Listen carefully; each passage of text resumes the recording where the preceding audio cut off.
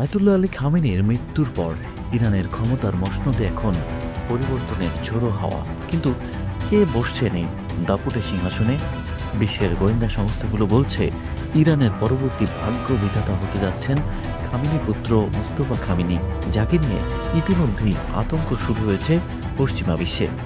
কারণ বিশ্লেষকদের একটাই, মুস্তফা তার বাবার চেয়েও অনেকগুণ বেশি খ্যাপাটে এবং দাপুটে এবং প্রতিশোধ পরায়ণ। দীর্ঘ 2 দশক ধরে পর্দার আড়ালে থেকে যিনি নিয়ন্ত্রণ করেছেন ইরানের দুর্ধর্ষ বিপ্লবী গার্ড বাহিনী বা আইআরজিসি, সেই শ্যাডো রুলার এখন প্রকাশ্যে আসছেন। 1969 সালে ইরানের মাশহাদে জন্ম নেওয়া মোস্তফা খামেনি দীর্ঘ সময় ধরে নিজেকে আড়াল করে রেখেছিলেন, কিন্তু আড়ালে থাকলেও দেশের প্রকৃত ক্ষমতা ছিল তারই হাতে।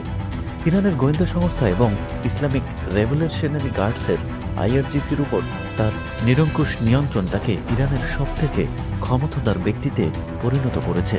বিশেষ করে 2009 সালের সরকার বিরোধী বিক্ষোভ দমনে তার নিষ্ঠুর ও কট্টরপন্থী অবস্থান তাকে বিরোধীদের কাছে এক আতঙ্কের নাম হিসেবে প্রতিষ্ঠিত করেছে।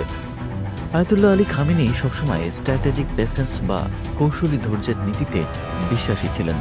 তিনি পরিস্থিতি বুঝে আঘাত করতেন, কিন্তু তার পুত্র মোস্তফা খামেনি সম্পূর্ণ ভিন্ন ধাতুতে গড়া। সামরিক বিশ্লেষকদের ধারণা, সাম্প্রতিক সময়ে ইসরায়েলের উপর ইরানের যতগুলো বড় ড্রোন ও মিসাইল হামলা হয়েছে তার নেপথ্যে ছিল মোস্তফার সরাসরি নির্দেশ। তিনি কূটনীতিতে নয়, বরং সামরিক পেশাশক্তিতে বিশ্বাসী। তার নেতৃত্বে ইরান এখন অফেন্সিভ বা আক্রমণাত্মক যুগে প্রবেশ করেছে বলে মনে করা হচ্ছে। মুস্তফা খামেনির ক্ষমতা গ্রহণের অর্থ হল মধ্যপ্রাচ্যে ইরানের প্রক্সি নেটওয়ার্কগুলোর আরও মারমুখী হয়ে ওঠা। লেবাননের হিজবুল্লাহ, ইয়েমেনের হুথি এবং সিরিয়ার মিলিশিয়াদের উপর মোস্তফার ব্যক্তিগত প্রভাব অত্যন্ত প্রবল। যেখানে পশ্চিমা বিশ্ব ইরানের মসনদে একজন সংস্কারপন্থী নেতার আশা করছিল, সেখানে মোস্তফা খামেনি আবির্ভূত হয়েছেন এক প্রতিশোধ পরায়ণ জেনারেল হিসেবে।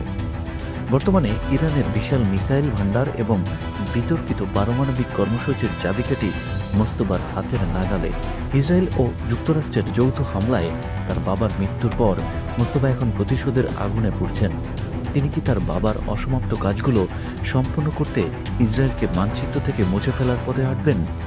মোস্তফার এই কঠোর অবস্থান মধ্যপ্রাচ্যকে এক দীর্ঘস্থায়ী ও রক্তক্ষয়ী যুদ্ধের দিকে নিয়ে যেতে পারে বলে আশঙ্কা করা হচ্ছে। খামেনি প্রয়াণের পর থেকেই মোস্তফা খামেনিকে কেন্দ্র করে আইআরজিসির তৎপরতা বেড়েছে কয়েক গুণ। তেহরানের ক্ষমতার অলিন্দে এখন লবিং চলছে কিভাবে তাকে দ্রুত সর্বোচ্চ নেতার পদে স্থলাভিষিক্ত করা যায়।